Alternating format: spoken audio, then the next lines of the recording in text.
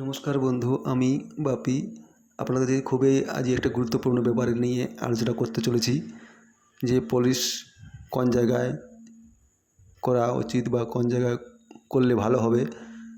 তার আগে আমার চ্যানেলটাকে অবশ্যই লাইক এবং সাবস্ক্রাইব করে দেবে এবং বন্ধুদের শেয়ার করে দেবে। দেখুন, আমরা পলিশ এমন একটি জায়গা করব যেখানে কোনো ধুলোবালি বা পোকামাকড় আসবে না। দেখুন, আমরা এখানে কাজ চলছে আমাদের। এটা একটি ল্যাট্রিনের পাল্লা। দেখুন, আমরা কাঠের একটি পাল্লা করেছি। অন্যান্য যেসব ম্যাট্রিক্সের পাল্লা তার থেকে অনেক উন্নত মানের এবং লং লাস্টিং। এর উপরে আমরা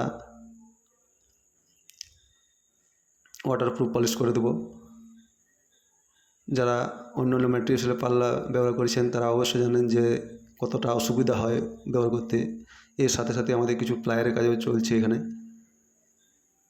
দেখুন, এই যে প্যাসেজটি দেখছেন, এই প্যাসেজটা খুবই একটি বড় তিনতলা বাড়ির উপরে।